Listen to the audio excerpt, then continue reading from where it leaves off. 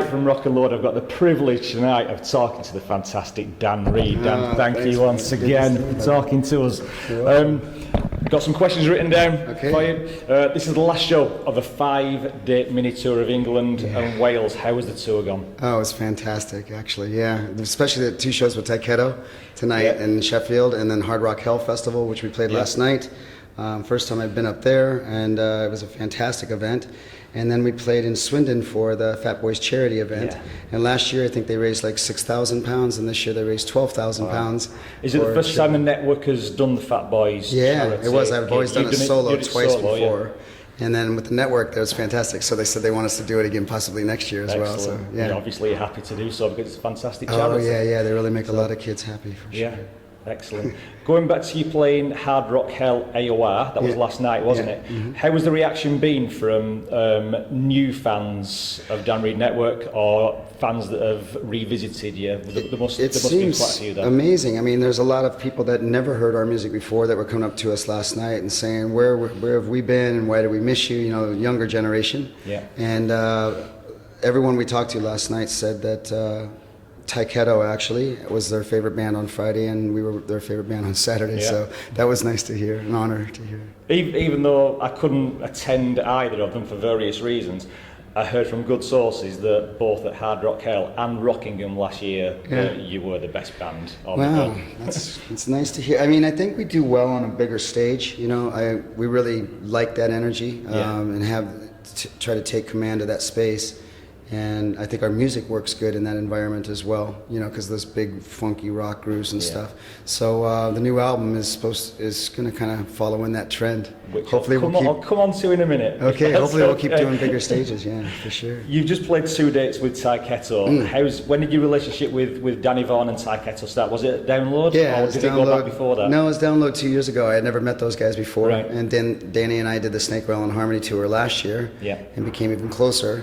And you're doing the same again this year? Yeah, we're doing it again in May. We're doing like 9 shows, Yeah, cool. You're about to release your first album in 25 years, Fight Another Day.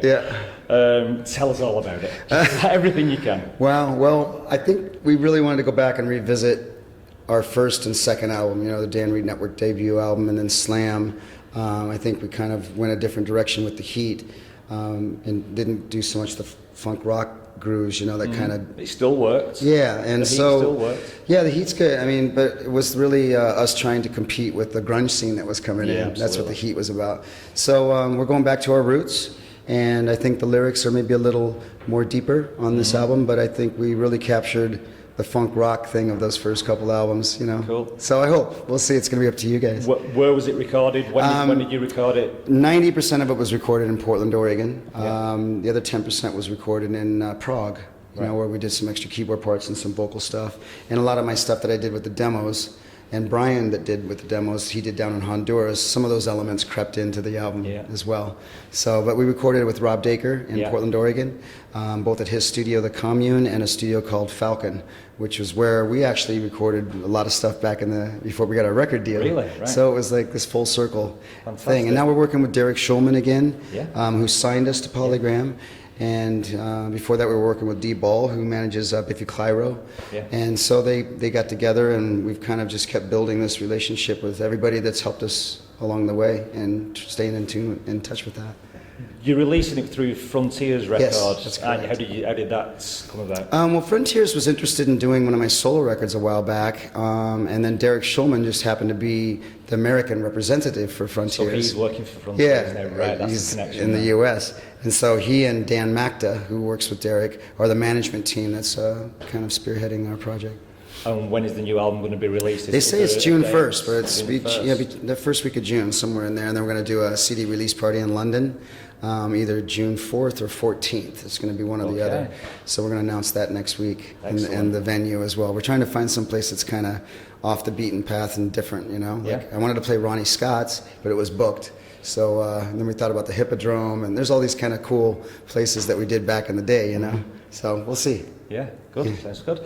You mentioned that Rob has played keyboards on every track on the new album. Yeah. He and I both played boards. Yeah. Did Rob produce the album? Rob's like, I would say, you know, he and I produced the record together, but his work was the last 2 months of being in there editing and mixing and sending me mixes and then sending notes back and forth. And Derek Shulman is a really great A&R guy, so it's been really Rob and Derek and I going back and forth with these tracks for the last 5 months, I guess. Yeah.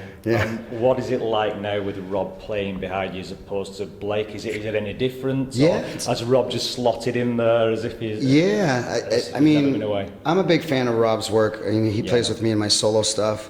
He's a great singer-songwriter and producer, and having him on stage, he's a fantastic player, great vocalist. Blake was a great vocalist as well. Blake was really good at being kind of, you know, an emissary of the band. Rob's not so much about that, but Rob's more focused on the musicality of live performance and in the studio, more so than Blake was. And I think that's going to be a benefit for us in the long run, for sure. Definitely. For sure. You mentioned your solo stuff as well. Were some of the songs that were originally going to be on your last solo album, Transmission, have you pinched some of those songs for the new network? No. All these songs. In fact, there's 2 songs though called Sharp Turn and Heaven that I wrote almost 15 years ago. Wow. And that was like after the network and before I started doing solo stuff. And but we both, Rob and I and the band, we liked these songs. And we said, you know, no one's really got to hear them, so let's have 2 out of the 13 songs on the album be from that era. And then everything else, the other 11 songs were written in the last 9 months. And did all the band collaborate? Did you write them together? Brian and I did. You know, we collaborated on a few songs, and then the rest I wrote in Prague. Rob and I wrote one of the songs called Heaven, which is one of the old songs from 15 years ago. So, other than that, you know, it was just kind of... Going back to your first 3 albums, there was a couple of songs, namely Well as a Heart 2 and Wake Up, that are about hope. It's about hope for the world. Yeah. Have you got any of the new songs that are along the same lines? Absolutely. I think the whole new album, the whole concept of Fight Another Day is just to be able to have the energy and to not lose sight of the fact that we can survive as a human race. And you know, I was joking on stage tonight about Donald Trump, what have you.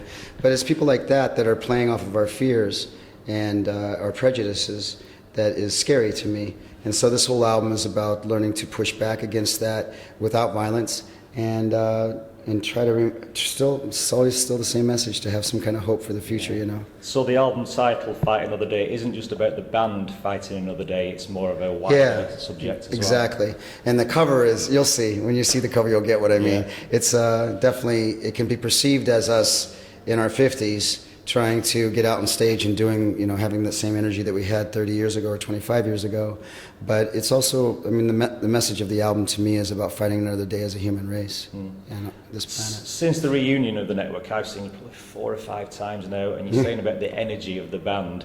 It's probably just as energetic, maybe not quite as much as the old days, but it's still, for, like you said, for a lot of 50-year-old guys, it's very energetic up there on stage, and you look like you're just having the best time. Yeah, we're having a great time. Is that your philosophy now, just going out there and having a great time? Absolutely. I mean, we're so fortunate to be able to do this now, you know, at this stage in our lives.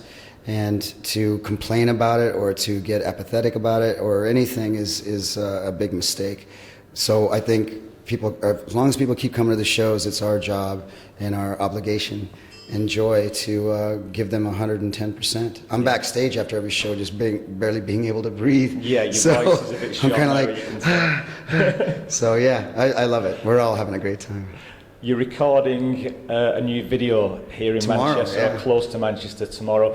Why are you doing it now? Is it because after then every band member's going off to every corner of the world? That's exactly right, yeah. But now you're all together here. Yeah, we're all together here, and you know, it was easy to find a good production crew here, you know, and we could have done it in Portland, Oregon, but Melvin lives in Los Angeles, the bass player. Brian lives in Honduras. Rob and Dan are in Portland, but I'm in Prague. So since we're all here touring, we said, let's figure out it. We found a great cinematographer named Paul Mortlock, and he's worked with Thunder and a few other bands. And so he's a great shooter. So we're looking forward to tomorrow.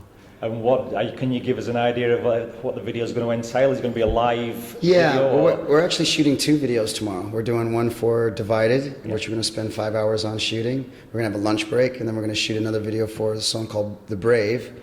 Okay. And it's just going to be live performance videos in the old cotton mill in Bolton. Right. Yeah, and it's a great, beautiful space with all these columns and hardwood floors. I drove floors. past that on Saturday night. Yeah, it's a really beautiful space. And then we're going to figure out what we're going to do conceptually over the next few weeks to add into the videos. I think one's going to be a straight up performance video, and the other one we're going to make more conceptual and with live shots in it. Yeah, excellent. Yeah. So, looking to the future, what does the future hold for Dan Reed Network now? Well, we'll see. It depends on what people think of this album, you know, if they support it. We're having a great time, and the audience's turnouts have been amazing. We played in Bilston the other night, for example, on a Wednesday, and we had, I guess there was about 400 people there, and we've never played in this town. Yeah. So as long as we can keep doing that, we're going to be happy to do it. So excellent. That's what we like to hear. Dan, thank you very much. Thank you, Mike. It's been a pleasure talking to you once again. Always a joy, brother. Cheers, man.